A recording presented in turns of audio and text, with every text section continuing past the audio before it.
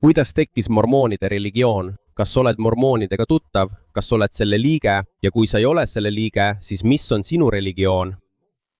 Palun kommenteeri ka teistele et ka meie saaksime teada. Sellegipoolest räägime selles videos sellest, kuidas see religioon alguse sai, kes selle asutas ja millest nad läbi on pidanud käima. Ja miks nad siiani kogu maailmas nii edukad on, seda me hakkamegi uurima. Enne kui liigume tänapäeva, läheme kõigepealt tagasi minevikku. 18. sajandi alguses muutus Ameerika Ühendriigid kiiresti.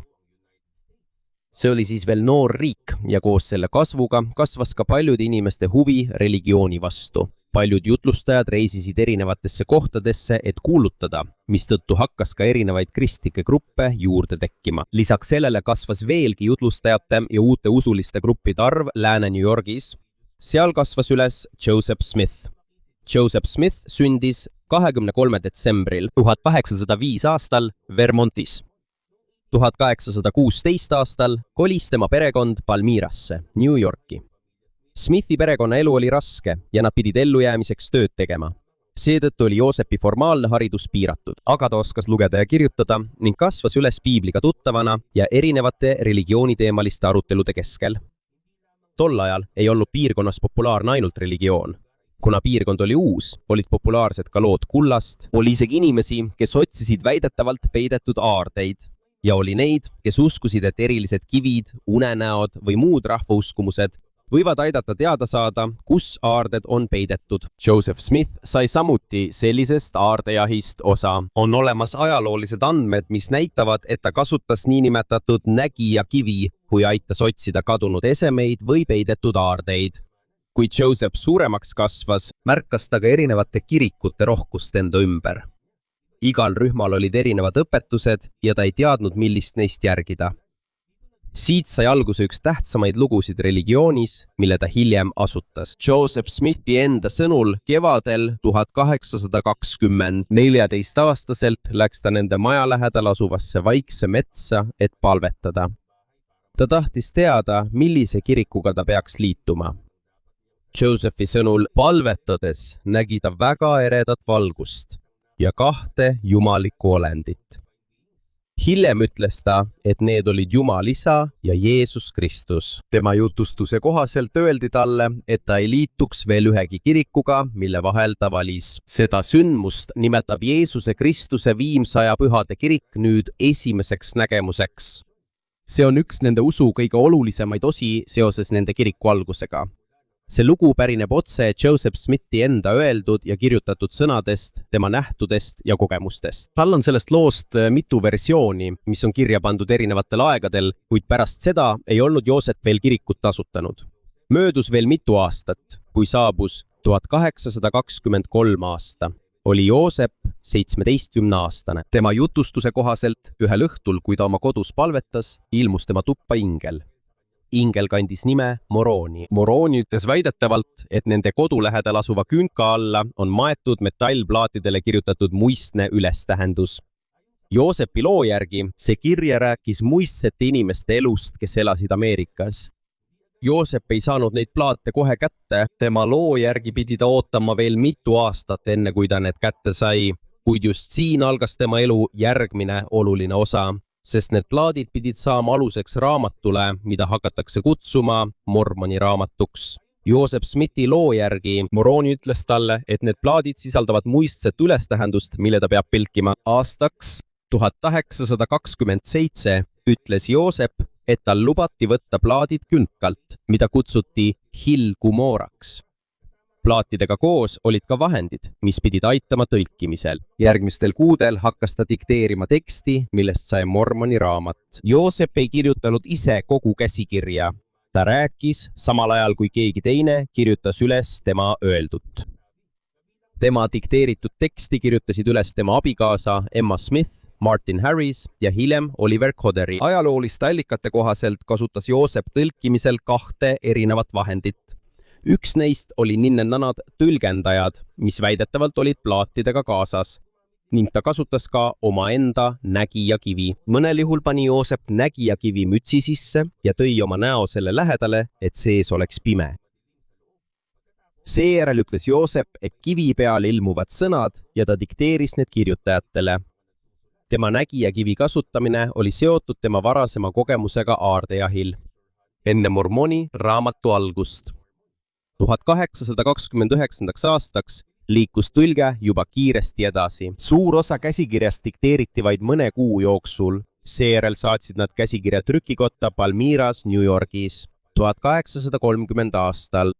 Siin avaldati Mormoni raamatu esimene väljaanne Joseph Smithi esimestele järgijatele.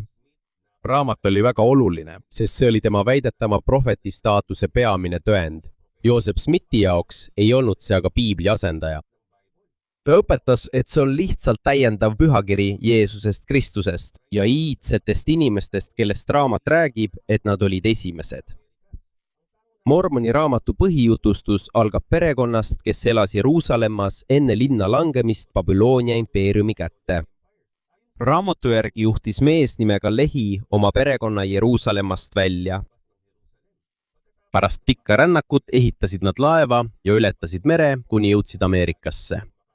Nende perekonna järgmistest põlvkondadest kujunesid kaks peamist rühma, keda nimetati nefiidideks ja lamanitideks. Mormoni raamatu loos need kaks rühma sattusid sageli sõdadesse, poliitilistesse konfliktidesse ja usulistesse lahkarvamustesse. Ja lisaks sellele on üks tähtsamaid osi Mormoni raamatus kiriku liikmete jaoks lugu, kus Jeesus Kristus ilmus inimestele Ameerikas pärast oma ülestõusmist. Mormoni raamatu järgi Jeesus ilmus sealsetele inimestele, õpetas neile oma evangeeliumi ja lõi usklike kogukonna.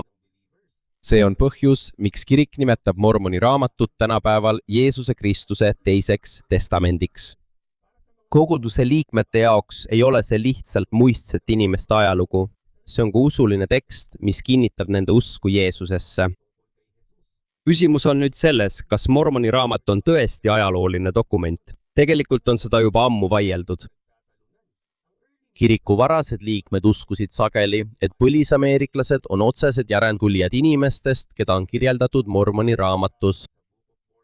Aga kui me vaatame praegu Mormoni raamatu tänapäevast sissejuhatust, näeme, et seal öeldakse, et laamanlased, üks rühm, keda raamatus kirjeldatakse kui Jeruusalemmast pärit perekonna järeltulijaid, kuuluvad Ameerika indiaanlaste esivanemate hulka.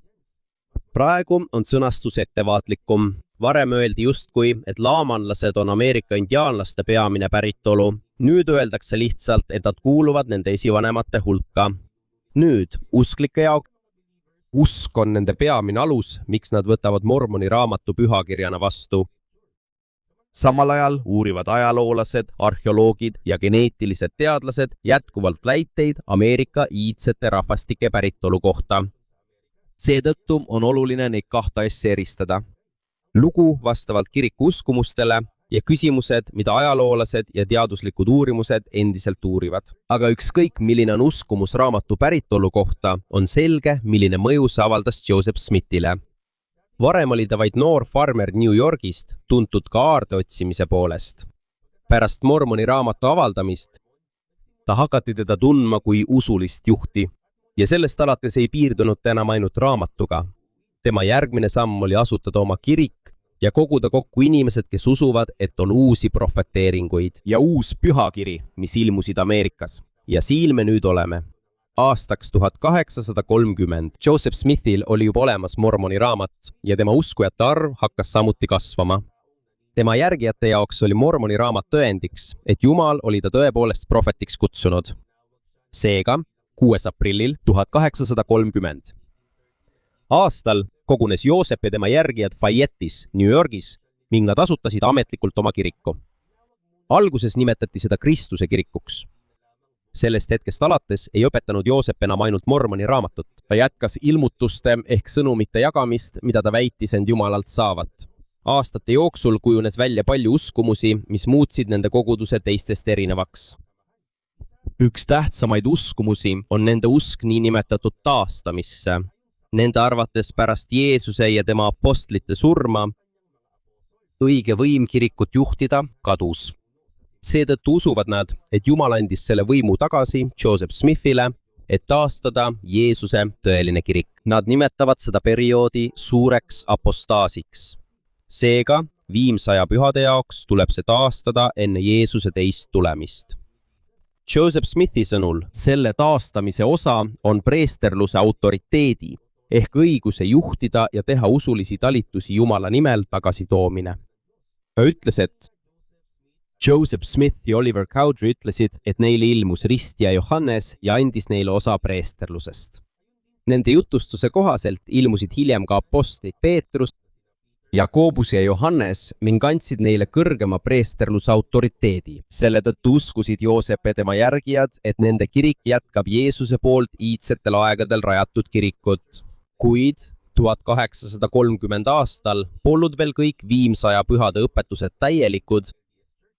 Paljusid nende uskumusi õpetas Joseph Smith alles järgmistel aastatel. Samuti lisandus ja muutus aja jooksul palju Joseph Smithi doktriine tema teenistuse kestel. Järgmistel aastatel õpetas ta laiemat lugu elust enne meie sündi. Samuti õpetas ta elu eesmärki siin maailmas ja seda, mis võib juhtuda pärast surma. Kaasaegses viimsaja pühade uskumuses inimesed on taeva vanemate vaimulapsed ja nad sünnivad siia maailma, et saada füüsiline keha, õppida, valida ja kasvada. Samuti õpetavad nad, et Jeesus Kristuse kaudu inimene võib tagasi pöörduda Jumala juurde ja saada taevase isa sarnaseks. Kuid Joseph Smithi jaoks polnud piisav ainult uue kiriku loomine. Ta uskus, et tuleb koguda usklikud ühte kohta ja luua kogukond, mis on valmis Jeesuse tagasitulekuks. Nad nimetasid seda ideed Sioniks. 1830. aasta lõpus ütles Joosep, et sai ilmutuse, mis käskis liikmetel kolida Ohiosse. Seega, 1831 aasta alguses kolis Joosep koos paljude oma järgijatega Kirtlandi, Ohiosse. Seal kasvas liikumine kiiremini, liitusid uued pöördunud ja kirik muutus järk-järgult organiseeritumaks. Kuid Joosepi jaoks polnud Ohio lõplik sihtkoht. Tahtis teada saada, kuhu rajada Sion ehk uus Jeruusalemm, mille sündi nad uskusid. See pidi olema nende kogukonna jaoks oluline paik ja valmistuma teiseks tulemiseks. Kui saabus 1831 aasta suvi, Joosep reisis koos mõne kirikujuhiga Missourisse. Kui nad jõudsid Jacksoni maakonda, ütles Joosep, et sai ilmutuse, et Independence, Missouri saab Sioni keskuseks. Tema järgijate jaoks oli see väga tähtis. Sion ei olnud enam ainult idee. Selle tõttu oli neil nüüd konkreetne koht, kuhu nad plaanisid koguneda, maad osta, maju ehitada ja uut usukogukonda luua. Nad määrasid ka koha templi jaoks. Kui Joosepi järgijate arv kasvas, muutusid ka tema plaanid Sioni jaoks konkreetsemaks. Ta ei öelnud mitte ainult, kuhu see rajatakse. Kiriku juhtkond koostas ka üksikasjaliku linnaplaani selle jaoks. Seal olid tänavad, kvartalid ja kohad templite jaoks. Aastal 1833 koostasid nad niinimetatud Sioni linnaplaani. See oli joonis, mis näitas, kuidas nad soovisid oma uut linna korraldada. Joseph Smithi ja tema järgijate arvates nad ei tahtnud ehitada tavalist linna. Nad tahtsid, et Sionist saaks usuline kogukond. Koht, kus usklikud elavad koos vastavalt oma usule ja valmistuvad Jeesuse teiseks tulekuks. Samal ajal kasvasid ta Joseph Smithi õpetused pidevalt. 1832 aasta veebruaris Joseph Smith ja Sidney Rigdon ütlesid, et nad nägid taas nägemust sellest, mis juhtub inimestega pärast surma. Siin õpetasid nad niinimetatud aukuningriikide õpetust. Nende jaoks kõik ei oota lihtsalt taevas või põrgu. On erinevad autasemed, mis sõltuvad inimese suhtest Jumala ja Jeesus Kristusega. Aga samal ajal, kui Joosepi õpetused laienesid ja tema järgijate arv kasvas ka vastuseis nende vastu. 1832. Aasta märtsis Hiramis, Ohios, grupp mehi tungis majja, kus Joosep elas. Nad vedasid ta välja, peksid teda ja katsid törva ning sulgedega. Ka Sidney Rigdonit rünnati, kuid sellega liikumine ei lõppenud. Joosep jätkas juhtimist. Samal ajal kolisid paljud liikmed edasi Jacksoni maakonda, sest nad uskusid, et sinna rajatakse Sion. 1833. aasta suveks umbes 1200 inimest Need olid viimse aja pühad, kes elasid juba Jacksoni maakonnas. Kui viimse aja pühade arv Jacksoni maakonnas kasvas, hakkasid kohalikud elanikud muretsema. Nad kartsid, et see grupp võib liiga suureks kasvada ja saada suure mõju poliitikas, äris ning kohalikes otsustes. Nende religioon, kultuur ja seisukohad orjuse suhtes olid samuti erinevad, mis tekitas veelgi rohkem lahkhelisid. Paljud viimse aja pühadest olid pärit põhjaosa riikidest, samal ajal kui paljud Jacksoni maakonna elanikud olid pärit lõunast, kus orjus oli veel seaduslik. Oli veel üks asi, mis tekitas kohalikes ärevust. Joosepi järgijad uskusid, et Jumal määras selle paiga Sioni jaoks. Mõnel inimesele, kes olid seal juba kaua elanud, tundus, et saabub uus suur grupp, kes ütleb, et nende koht saab olema uue usulise linna keskuseks. Kuna nad ostsid kiiresti maad ja uusi tulijaid tuli aina juurde, kestas see olukorda veelgi. 1833 aasta juulis palus üks kohalikest elanikest koosnev grupp, et viimse aja pühad lahkuksid Jacksoni maakonnast. Liikmed ei olnud kohe nõus lahkuma, mistõttu olukord muutus veelgi pingelisemaks. Kiriku trükikoda lõhuti maha ja mõned kirikujuhid rünnati. Lõpuks olid mõned juhid sunnitud allkirjastama kokkuleppe, et liikmed lahkuvad maakonnast. Kuid probleem ei lõppenud ka siis veel. Oktoobri lõpus ja novembri alguses puhkes vägivald uuesti ning paljud viimse aja pühad aeti jõuga oma kodudest ja maadelt välja. Enamik põgenes Missouri jõe teisele poolele Joosepi järgijate jaoks. See oli suur pettumus. Paik, mis nende arvates pidi saama Sioniks, läks nende kontrolli alt ära enne, kui nad jõudsid oma planeeritud linna rajada. Kuid nad ei loobunud Sioni ideest. Selle asemel uskusid nad, et peavad oma maa tagasi saama. Sellest hetkest alates muutus kiriku suhe Jacksoni maakonnaga veelgi keerulisemaks. Järgmistel aastatel kasvas viimse aja pühade arv pidevalt ning nad kolisid osariigi teistesse piirkondadesse. Samal ajal kasvas ka mõnede mittemormoonidest elanike hirm ja viha. Järk-järgult tekkisid mõlemale poolele oma relvastatud rühmad ning algasid tõsisemad kokkupõrked. Lihtsast probleemist, mis puudutas religiooni ja maad, sai tasapisi poliitiline ja sõjaline konflikt. Ja kui saabus 1838 aasta, oli pinged Jacksoni maakonnas. Missouris puhkes see suuremaks lahinguks, mis meenutas peaaegu väikest kodusõda osariigi sees. 1838 aastaks oli konflikt Missouris täielikult lahvatanud. Toimus relvastatud kokkupõrge mõnede viimse aja pühade, kohalike elanike ja osariigi miilitsa vahel. Selle tõttu 27. oktoobril 1838 aastal andis Missouri kuberner Lilburn Boggs välja korralduse, milles öeldi, et mormoonid tuleb käsitleda vaenlastena ja nad tuleb osariigist välja saata. Selle korralduse ja jätkuva vägivalla tõttu tuhanded viimse aja pühad lahkusid Missourist, nad põgenesid Illinoisi. Seal ostsid nad maad Mississippi jõe ääres ja rajasid uue linna, millele panid nimeks Nauvoo. Illinoisi valitsus andis neile linna põhikirja, mis võimaldas Nauvoo omaenda kohaliku omavalitsuse, kohtu ja miilitsa. Selle tõttu Joseph Smithi järgijatel tekkis taas võimalus luua suur usukogukond. Nauvoo kasvas kiiresti. Kirik saatis jätkuvalt missionäre teistesse Ameerika Ühendriikide piirkondadesse ja Euroopasse. Paljud uued pöördunud Suurbritanniast ja teistest kohtadest kolisid Nauvoosse, et liituda kogukonnaga. Kui linn tugevnes, kasvas ka Joseph Smithi võim. Ta oli Nauvoo linnapea, kiriku juht ja Nauvoo Legioni ehk linna kohaliku miilitsa üle. Aga just Nauvoos algas ka üks tema elu kõige vastuolulisemaid perioode. Joseph Smith alustas mitmikabielu praktiseerimist, mis tähendab, et tal oli rohkem kui üks naine. Alguses tehti seda salaja ja ainult mõned valitud kirikujuhid teadsid sellest. Ajalooliste andmete kohaselt, mida tunnistab ka kirik ise, oli Joseph Smithil palju mitmiknaisi. Täpne arv pole kindel, kuid ajaloolased hindavad, et neid oli mitmeid. Mõned neist naistest olid juba abielus teiste meestega, kui nad abiellusid Joosefiga. Neile, kes Joosefit usuvad, on mitmikabielu osa ilmutusest, mille ta väitis end Jumalalt saanud olevat. Kuid teistele liikmetele oli seda väga raske aktsepteerida. Kuna see tava oli salajane, see põhjustas suuri probleeme, kui Joosefi endised kaaslased sellest teada said. Samal ajal kasvas ka tema poliitiline roll.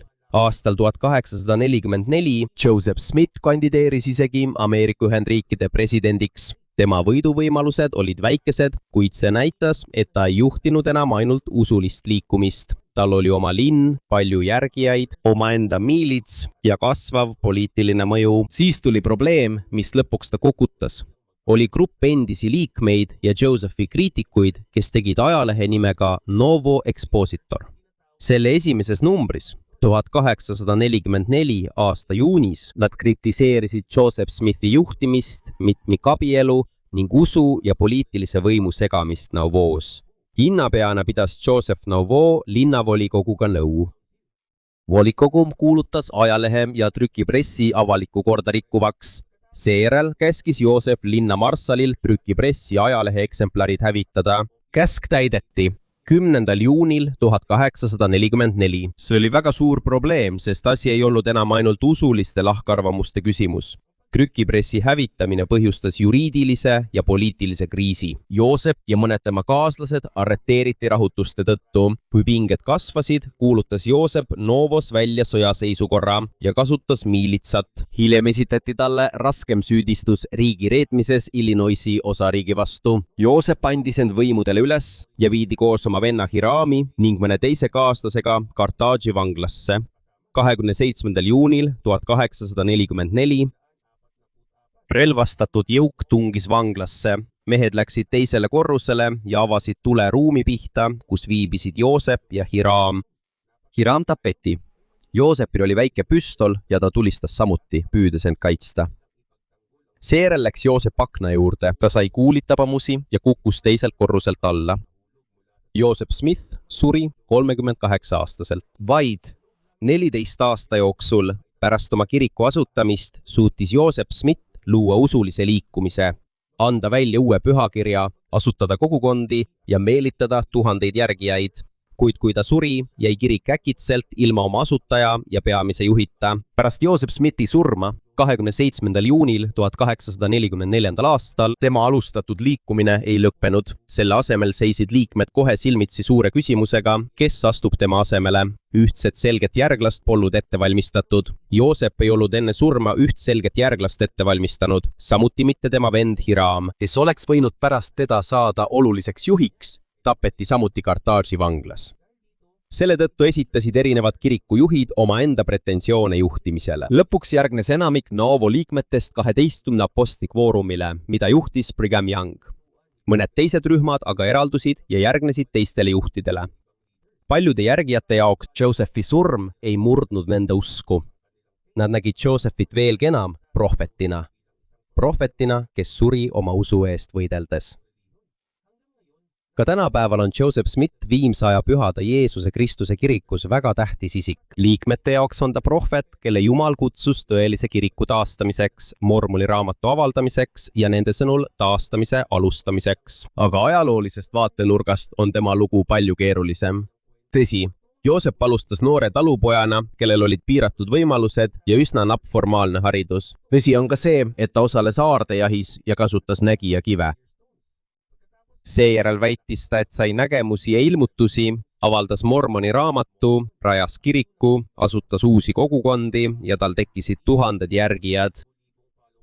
Vaid mõne aastaga kasvas tema kirik New Yorgi väikesest rühmast suureks usuliseks liikumiseks. Seega, kuigi inimestel on Joseph Smithi suhtes erinevad arvamused, on selge, et tal oli suur mõju Ameerika usulisele ajaloole. Uskujatele on ta prohvet. Kriitikute jaoks tuleks paljusid tema väiteid ja tegusid hoolikalt uurida, eriti mitmikabielu, poliitilise võimu ja miilitsa kasutamist Novos. Ajaloolaste jaoks on oluline eristada usulisi väiteid sündmustest, mida saab tõestada dokumentide ja arhiivimaterjalide abil. Üks olulisemaid asju, mille Joosep maha jättis, oli Sioni idee. Tema soovitud Sion Missouris ei teostunud ning Novo ei saanud tema järgijate püsivaks koduks. Pärast tema surma jätkus pingeline olukord Illinoisis. Seetõttu otsustas suurim Viimsaja Pühade rühm Brigham Youngi juhtimisel lahkuda ja otsida kohta, mis oleks nende vaenlastest kaugemal. 1846. aastal nad alustasid teekonda Põhja-Ameerika lääneossa. Ja 1847. aasta juulis jõudis esimene suur rühm Salt Lake'i orgu, mis asub tänapäeva Utah osariigis. Seal jätkasid nad unistust luua suur usukogukond. Brigham Youngi juhtimisel kasvas veelgi liikumine, mille algatas Joseph Smith. Seega pole Joseph Smithi loos kõige olulisem mitte ainult see, kas iga tema nägemus või usuline väide oli tõsi. Need asjad on osa usust ja veendumustest, mida tavalised ajaloolised allikad ei suuda tõestada. Ajaloo seisukohalt on selge tulemus, vaid 38 eluaasta jooksul suutis Joseph Smith luua uue usulise liikumise, mis jäi püsima isegi pärast seda, kui selle rajaja tapeti.